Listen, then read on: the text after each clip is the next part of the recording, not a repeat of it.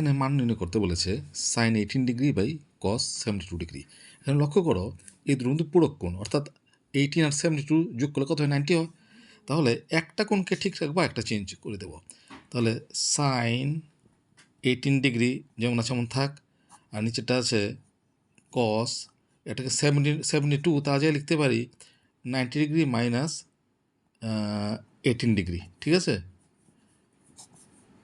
Is equal two উপরটা যেমন আছে এমন থাক sine 18 degree by cos 90 minus 18।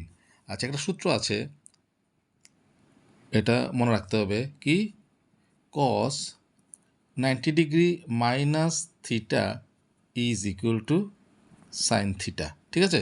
তাহলে cos 90 minus 18 is equal to sine 18 degree. তাহলে sine 18 degree sine 18 cancel is equal to 1 হচ্ছে আনসার।